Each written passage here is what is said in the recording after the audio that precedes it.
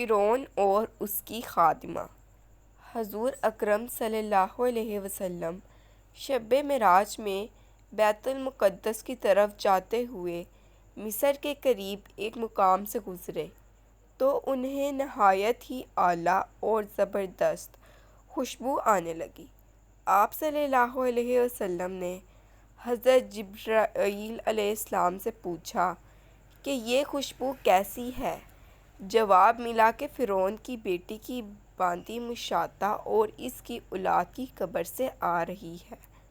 پھر حضرت جبرائیل علیہ السلام نے اس کا قصہ بیان کیا کہ مشاطہ فرعون کی بیٹی کی خادمہ تھی اور وہ خفیہ طور پر اسلام لا چکی تھی۔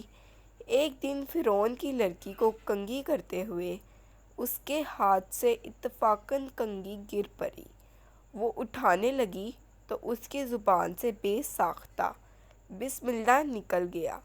اس پر شہزادی نے کہا کہ تو نے آج عجیب کلمہ بولا، رب تو میرے باپ فرعون ہی ہے، تو پھر تم نے یہ کس کا نام لیا ہے؟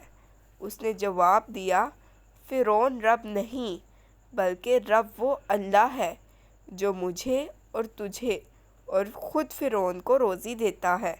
شہزادی نے کہا، اچھا تو میرے باپ کے سوا اور کسی کو اپنا رب مانتی ہے؟ اس نے جواب دیا، ہاں ہاں، میرا، تیرا اور تیرے باپ سب کا رب اللہ تعالیٰ ہی ہے۔ شہزادی نے اپنے باپ سے کہلوایا۔ وہ سخت غضبناک ہوا اور اسی وقت اسے برسردبار بلاوا بھیجا اور کہا، کیا تو میرے سوا کسی اور کو اپنا رب مانتی ہے؟ اس نے کہا کہ میرا اور تیرا رب اللہ تعالیٰ ہی ہے جو بلندیوں اور بزرگی والا ہے۔ فرعون نے اسی وقت حکم دیا کہ تانبے کی جو گائے بنی ہوئی ہے اس کو خوب تپایا جائے اور جب بالکل آگ جیسی ہو جائے تو اس کے بچوں کو ایک ایک کر کے اس میں ڈال دیا جائے، آخر میں خود اسے بھی اس میں ڈال دیا جائے۔ چنانچہ وہ گرم کی گئی۔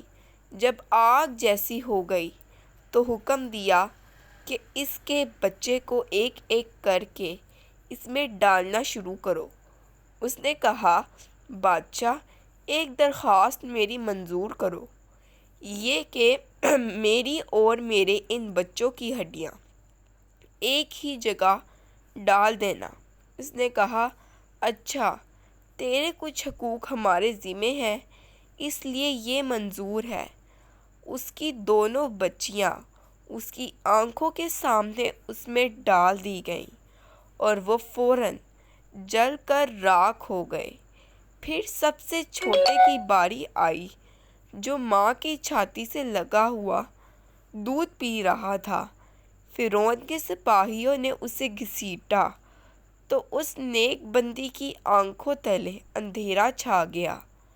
اللہ تعالیٰ نے اس بچے کو اسی وقت زبان دے دی اور اس نے بآواز بلند کہا، اماں جان افسوس نہ کر، اماں جان ذرا بھی پس و پیش نہ کرو، حق پر جان دینا ہی سب سے بڑی نیکی ہے۔ چنانچہ انہیں صبر آ گیا، اس بچے کو بھی آگ میں ڈال دیا گیا اور آخر میں ان کی ماں کو بھی اسی آگ میں جلا کر مار دیا۔ یہ خوشبو کی مہکیں اسی کے جنتی محل سے آ رہی ہیں۔ سبحان اللہ۔